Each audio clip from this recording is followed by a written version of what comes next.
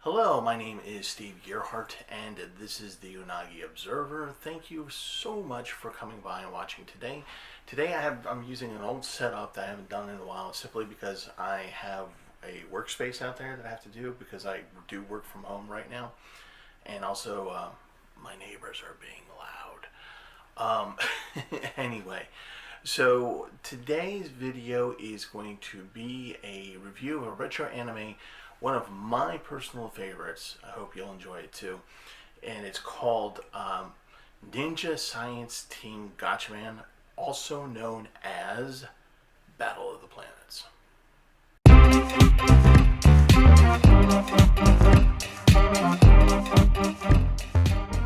So the original Japanese anime Gatchaman, it started in October of 1972, and I believe it ended in April of 1974. It had a 2-year run, had about 105 episodes, and it was shown on Fuji TV.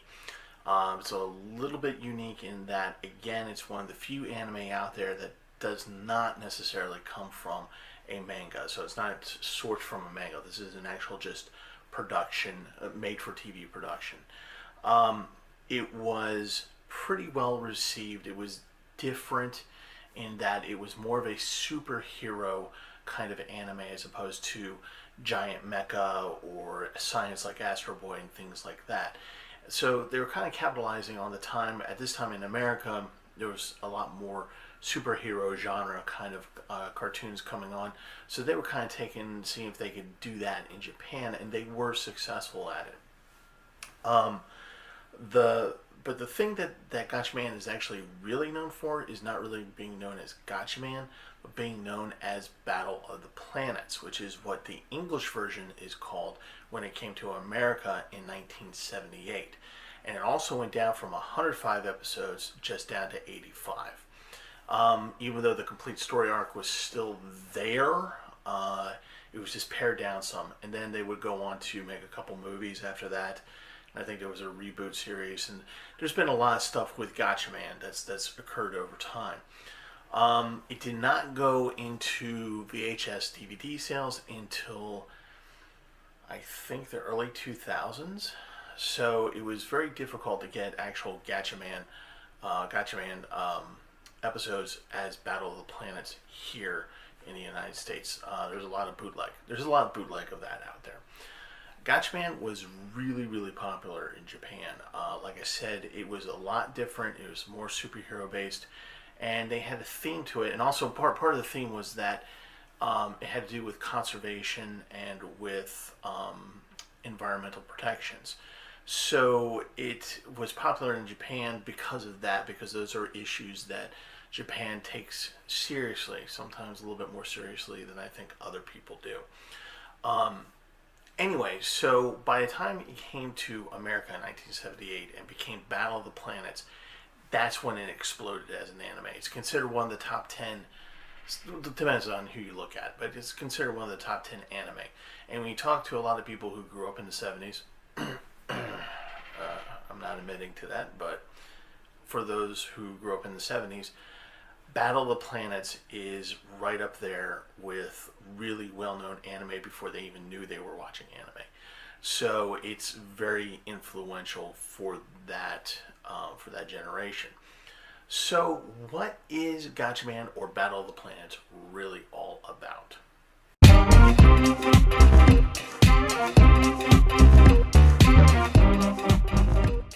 So just like any other series, Gatchaman or Battle of the Planets, whichever you want to call it,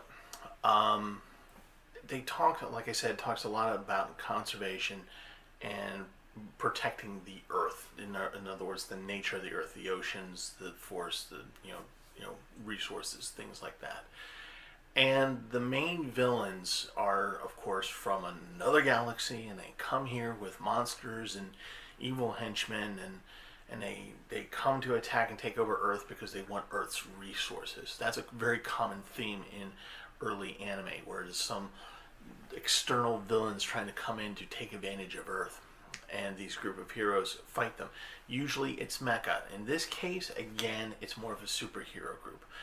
And the ninja science team Gatchaman is a 5-member group. Now you think to yourself, oh, a 5-member group, so they're each piloting a certain craft. Yes, they do. Each one of them has their own little craft that they can fly, drive, whatever.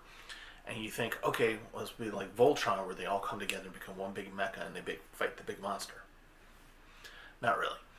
So they ride around in this huge thing called the God Ship, and their various little vehicles are housed inside this ship, and they can drop in these vehicles, and they can drop down and fight, and do it that way, or they can actually fight on their own. Each of them has not superpowers, but a way of fighting. And if you know Battle of the Planets Gatchaman, then you know that they're kind of winged costumes, and each one of them has a fighting style based on a bird. So, like, I believe one is an owl, one is a condor, one is a swallow, one is an eagle, and another one is a swan. So they all have fighting techniques that exemplify the traits of the particular bird that they are portraying. So it's not just vehicles or technology. They also fight on their own, and they're pretty violent. If you're an evil henchman, you're going up against these guys. You're gonna die a pretty horrific death. It's kind of like Speed Racer. It's a fun show until you realize that people are actually dying in really bad ways. Anyway, so the storyline goes along, of course, evil people coming down, and they actually talk about the history of the good guys. Now, there's a version of Battle of the Planets called G-Force, and that's kind of what the team is called. But eventually, that's what people refer to it. But they're really the ninja science team, science ninja team. Anyway, and each one of them has a backstory that's really interesting, and they kind of weave it into the plot. So all of them except for Ryu are orphans, or thought to be orphans. They don't have family. Ryu actually has a family. Their leader is by the name of Ken, I believe, and he says he doesn't have a family, but he has a family member in one of his allies called the Red Impulse, which are a bunch of red fighter jets that assist them from time to time. So you get these interesting backstories, and part of the backstories is that they're trying to find their parents or family, or try to figure out what happened. So there is an overlong story arc of battling these people, and there is an end game to this. But it's kind of a formulaic episode from episode. New threat, same enemy, usually a giant monster of some type, and the team has to go out and fight them in various manners. Like, sometimes they'll fight them hand-to-hand combat, sometimes they use their vehicles, or sometimes they ride in their ship, the God Ship, which they can turn into what's called, I believe, the Flame Phoenix, which turns into literally like this flaming bird, and that can destroy anything. Think like Jean Grey as the Dark Phoenix, and that's what this thing is. Anyway, sorry.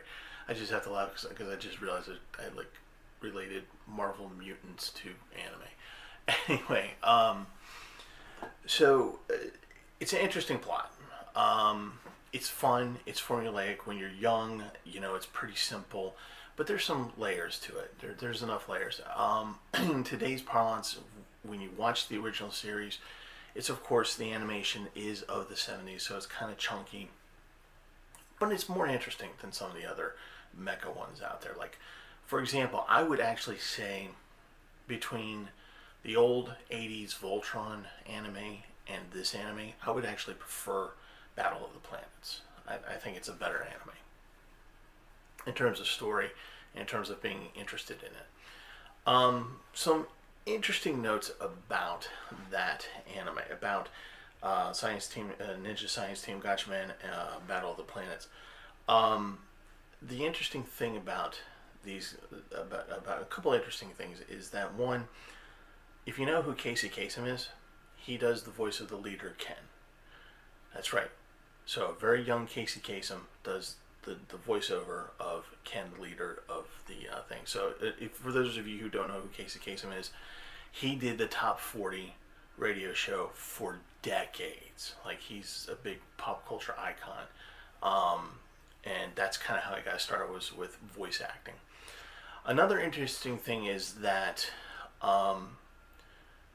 this anime actually influenced tonkatsu, which is, you know, the live action TV shows where people dress up as the monsters, and that there's a person in the costume who does the movements and fights the monsters, you know, like Power Rangers. And this show is credited for creating the 5-member team that goes out to fight the monsters. You didn't really have that before. You had various other kind of live action shows where you had a team, but this was a little bit different in terms of fighting these monsters. As a result, one TV show I think that came out of a result of this is Kamen Riders.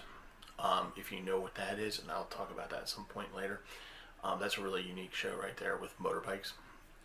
Anyway, so this anime influenced shows like that.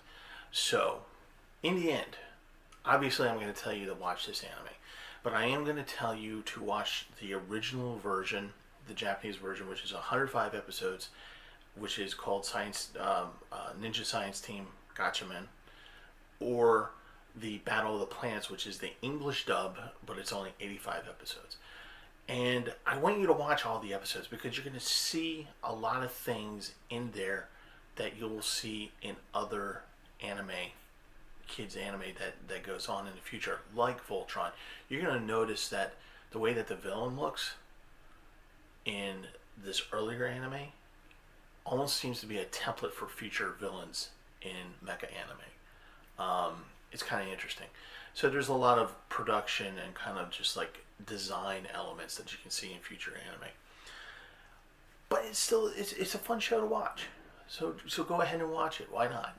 We're all stuck in the quarantine, so if you can find it online, go ahead. And for those of us who know who Casey Kasem is, it's going to be really weird understanding that that's Casey Kasem. Okay? So anyway, give it a try. And that's it for this week. Next week, I'm not sure what I'm going to put up for next week. But if you like this video, hit the like button. If you want to subscribe, please subscribe. I would love it if you subscribe. The more subscribers we get, the more ability I have to get this out there. So please subscribe.